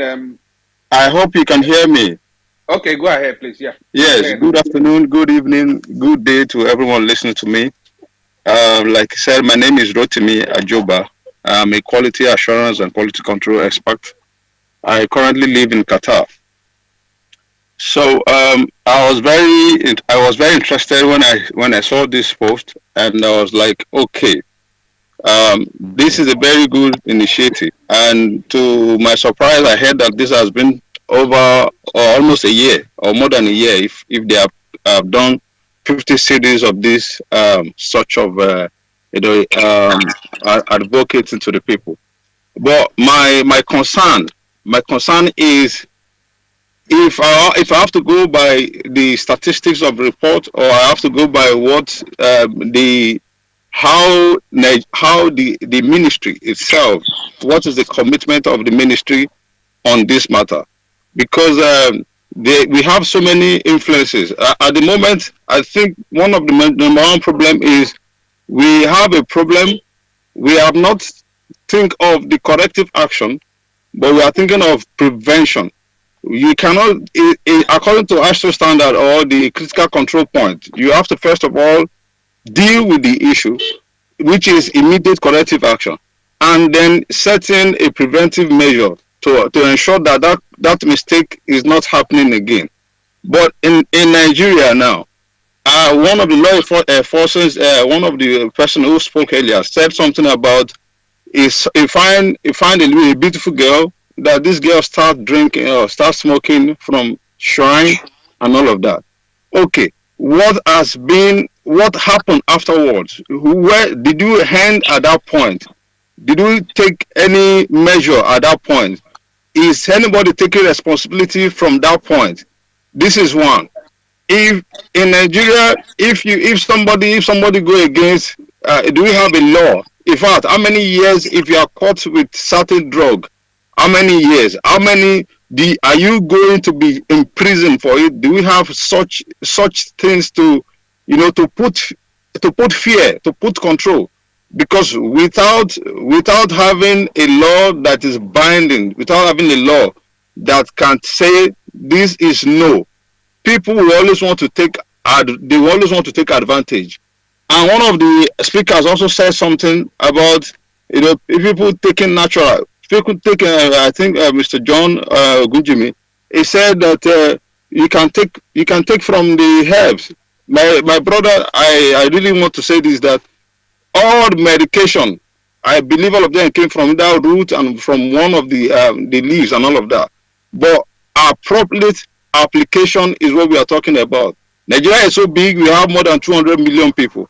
But if I want to start with the critique, I will first of all go with the NDLA. How many can the NDLA says they have up to, how many numbers of staffs they have? How many stations do they have? How many lecturing teams do they have? How many inspectors to cover for this? What is their ratio for 200 million people? How many people are distributing lectures on weekly basis, on daily basis? How many agency, or I mean in terms of first agency, that are working with them? What is the commitment of the Ministry of Health to the agency, to NDLA? These are things that this ministry should be a working ministry. And if we cannot give response to numbers of managers, if we cannot give response, it's not about visiting places. There are laws. You don't have to visit places before you get results. If you have a working and active team, people who are resuming to work at time, and they are submitting reports, and you can have evidence of what they have actually done. It's not that you employ somebody, he will say he has gone for this, he will come with one story. But at the end of the day, when you check the report, when you critically review the report, you understand that he has just gone maybe for only 2 hours visit. Meanwhile, he's employed to work 8 hours, or he's employed to work 10 hours. So these things should be there. There should be proper, adequate control from the top to the bottom. And there are offices, there are managerial offices, there are positions, there are political offices, political classes that are also involved in these things. My brother said something about he as an agency, that as a person, that he knows, well, I think Dr. Akachi, sorry, He said he knows places that he was shocked that he was not the only one that know that place in Abuja. So what happened to our law agencies? And you will be shocked that some of them, they meet together in that kind of place to have good time. So these things, when we say things, I want to say this, I'm really sorry that I have to say this, because I feel that we are not doing that favor to our brothers and sisters as we should do as Nigerians. If we take this thing as important as it is, at the moment we will have low crime rates. At the moment our girls will not be prostitutes. At the moment our girls will not even take on certain things. Some people who do certain things will be wondering, and when you invite them, when you come closer to them, you realize that drugs has been one of the things that has pushed them to the extent of what they are doing. So from the top until now, from the top of the NDLA to the Nigerians in our community, what are we putting into place? What is the heart of the boss of the NDLA? Are we just having meetings just to have meetings, or we are having meetings in order to take action? Without taking actions, everybody knows that drug is, like my brother said, is dead. It will kill all dreams. It can destroy plans. It can destroy vision. It can destroy family. We know that. But what is the heart level and commitment? How many actions? What is the ratio from the ministry to the people? Is it 1 to 25 or 1 to 30 or 1 to 50? Let's even say 1 to 100. 1 person to 100. That will give you an estimate of how many people you need to employ. And then you go further to the inspectors.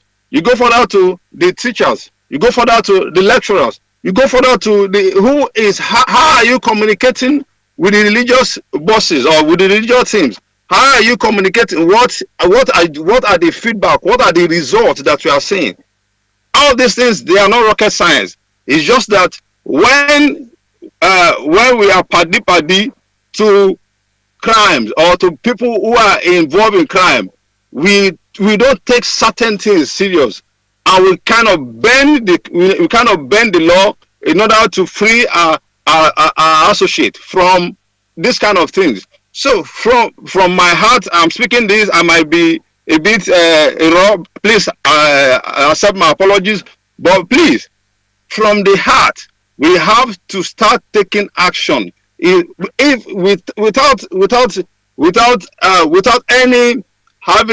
any compromise, we need to start taking actions from the point of production, from the point of the retail shop, from the point of distribution, names, records, critical reviews. All these things must be in place. Thank you so much. That's all I have to say, sir. Thank you very much, Rotimi from Qatar. Thank you for your interventions. He's actually spoken as a quality control person, so that's why he's interrogating certain figures, certain processes there. Well, it's now for us to start responding to everything he had spoken, but then we all have to realize one fact, that this is all about us. It's not about one government institution or agency. It's not even about the entire government itself. It's about you and I. It's about all of us. It's collective. And so we all have to also ask ourselves, what am I doing in my own area or sphere of influence to contribute to this effort, to make impact, to also help in this process to achieve the expected or the targeted goal. So we all have to also ask ourselves, so that we don't just continue to defray attention or direct attention to others. Because usually when you are pointing fingers, also remember that some of those fingers are pointing at you, meaning that what are you also doing? So that is why we are doing this, driving this process as a whole society, with a whole society approach, meaning that we want everybody, each and every one of us, from the families to the schools to the faith-based organizations, community-based organizations, the communities, the grassroots, let's all of us, it's not about, we cannot, there is no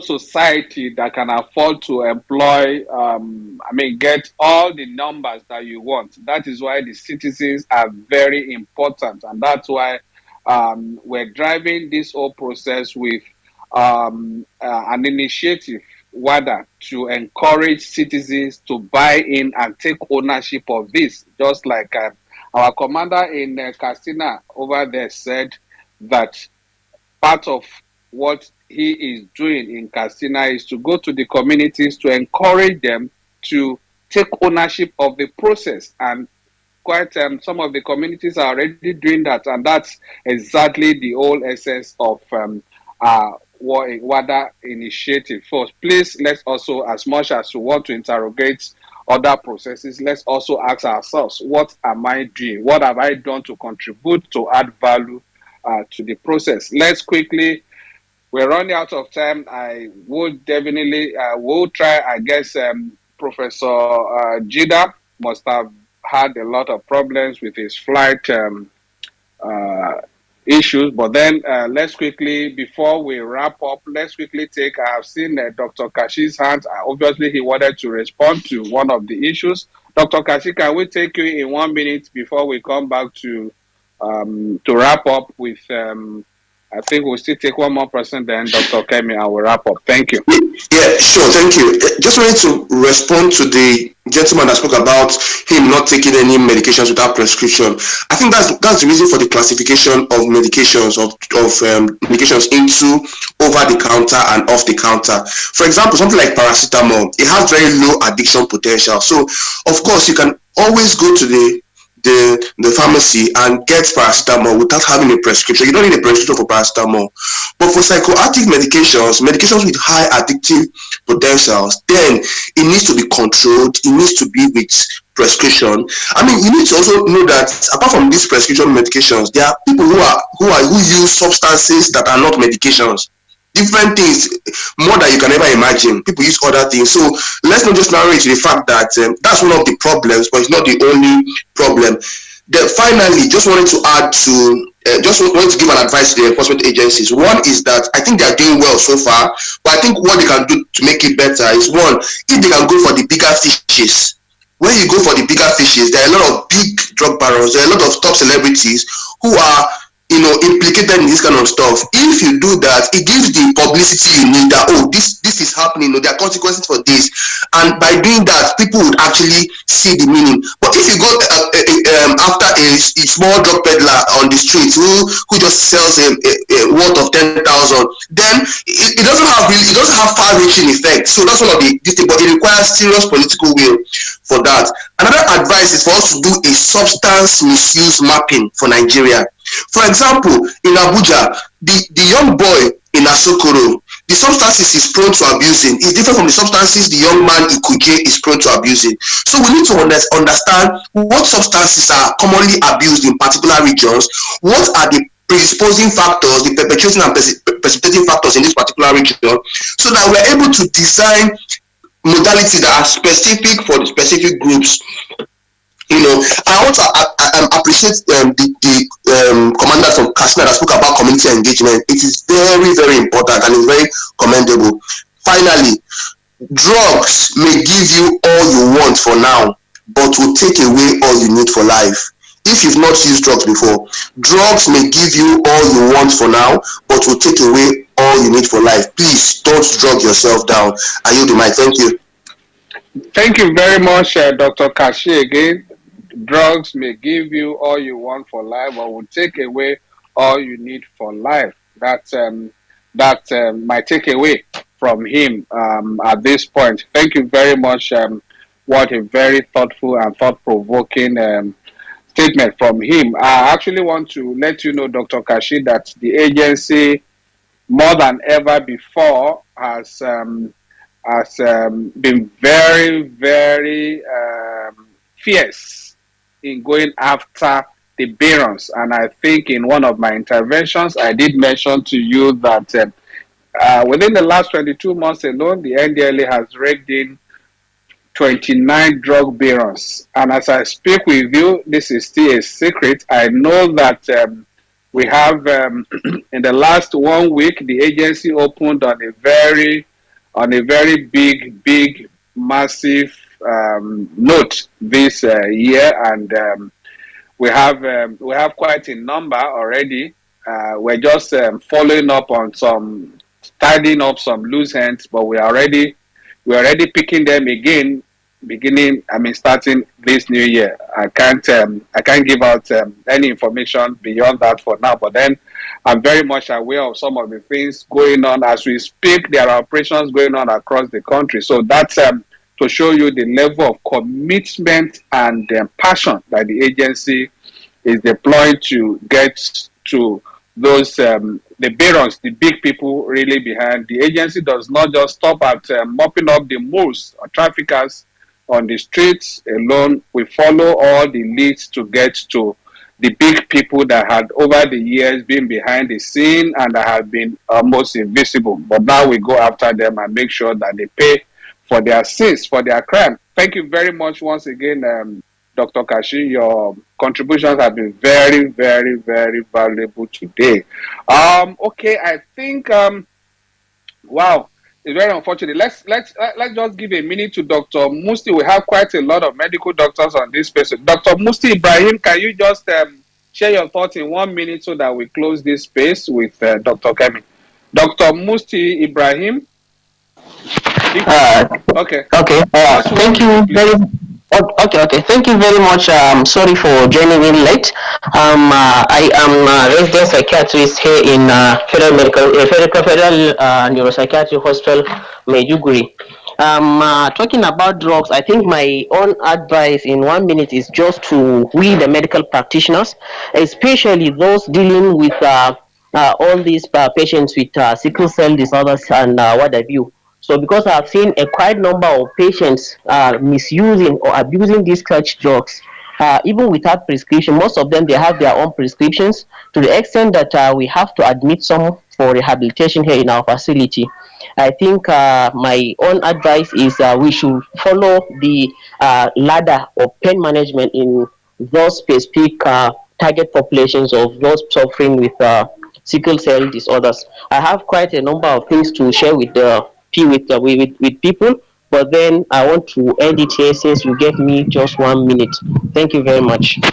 Thank you, Dr. Musti Ibrahim. We appreciate how gentlemanly you are to keep to time. We would encourage you to please come. We would still be having Professor M.S. Jida here next week by the grace of God. We're sorry that his flight disruption actually affected his appearance, his presentation here today, but we'll try as much as we can in agreement with him to make sure that he still goes ahead with his paper next week. Sleepless, please try to come together again next week on all the platforms. We have quite a lot of reactions from other platforms. That is our handle on Facebook. We have quite hundreds of people out there on our handle.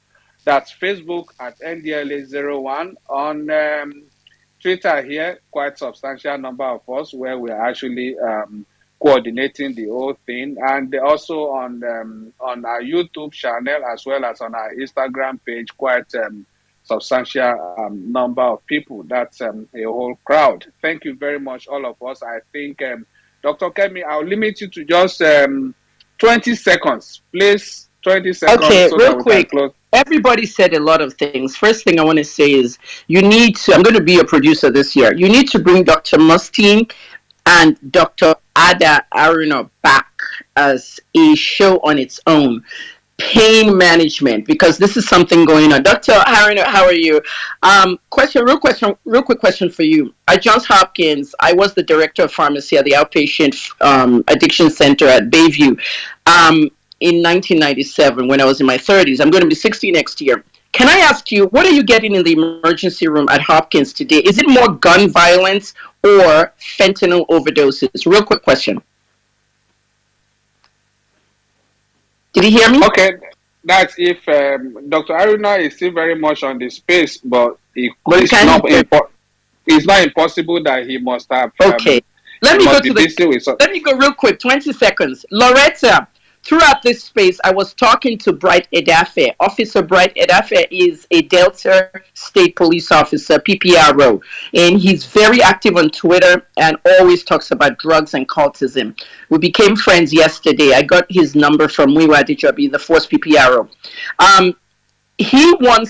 He has the same idea as you, and that's why we need Dr. Jida rescheduled. Mr. Babafemi, you have to reschedule that doctor.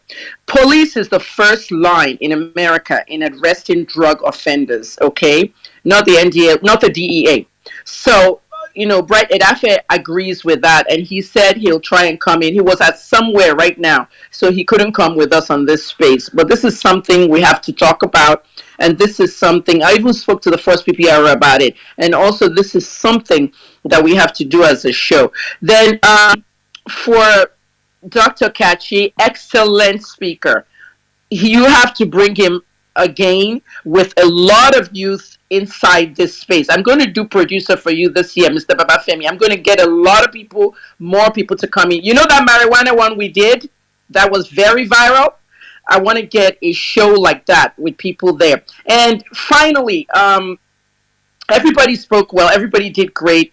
Please reschedule Dr. Jida and Mr. Babafemi. And Mr. Babafemi, could you tell Chairman Mariwa to please consider NDLEA spaces from 2:30 p.m. to 5 instead of 3 to 5. Let's do that 30 minutes before. 2:30 to 5. That's just a suggestion. And congratulations to the agency. We did not see a lot of drug seizures from people coming in from Canada, like, bringing their marijuana products and everything. So we did really good over there. Everybody go into your community. Yesterday was National Pharmacist Day in America. And National Pharmacist Day message yesterday, we need more pharmacists to help in the drug abuse thing. I'm the only one that's going out here. Nigerian pharmacists in Lagos say they cannot do it. They're scared for their lives. Everybody's different. So if you can do it online, do it online. Pharmacists need to be involved in this stuff. I'm going to be 60 next year. I'm going to stop all this stuff. I've done it in my 30s, but it is a crisis. So, Mr. Babafemi, it's 2:30 to 5. We'll take, and please reschedule Dr. Jada. We need him. Thank you. Thank you very much, Dr. Kemi. You, as usual, you took more than 20 seconds that I gave you. Yes, now. Yes, you took a stakeholder? You took more than. Thank you very much. I want to appreciate every one of us. Definitely would be having Professor M.S. Jida next Friday, 3 to 5 p.m. Even if we have, we spend 5 hours, it should never be enough to do all the conversation. That's why it's a long stretch. So we continue to do the best we can to ensure that we engage with our people, and just imagine the quality of professionals we have on the space sharing their views and their thoughts. So I'll most likely be glad to have Dr. Kashib back as even a speaker, because quite a lot from him, as well as quite a lot of us. Let me start from appreciating Fodio Ahmed, regular. Thank you, Dr. Kashibe Naga. Thank you, Mui Alpha Mike. Thank you, Izumetu. Thank you, Blessing Jojo. Sorry, I think we missed Blessing Jojo. He wanted to speak, but I don't think we got to him before. We're exhausted all the time we have. Thank you, Jabba Yusuf. Thank you, Dr. Kemi Olunloyo. Thank you, Dr. Loretta Oluwale. Thank you, Dr. Adam Oman Harunan from Job Hopkins, US. Thank you, Dr. Gideon from US also. Thank you, Rotimi from Qatar. Thank you, Dr. Mosti Ibrahim from Maiduguri, Borno State. I appreciate, and quite a lot of other people are regulars on the space. We appreciate each and every one of you. Thank you. I've seen M. Sunny. He couldn't come on today, I guess, but I'm seeing him also on this page. Quite a lot of people on this page. I want to appreciate all of those on Facebook, on Instagram, on YouTube. Thank you. God bless you. Please, let's do this together next week, Friday. That's next Friday at 3 p.m. local time, and you'll be glad you join us. Let's do this together so that we can this is also recorded. This conversation is recorded. Any of us can go back to it on our handle and we also share this on various platforms as well. I hand over to other members of my team, Mahmoud Isayola, Bamidele, Father Onsi, and the rest of them. God bless you all. Thank you. Do have a great evening and a wonderful weekend. Bye.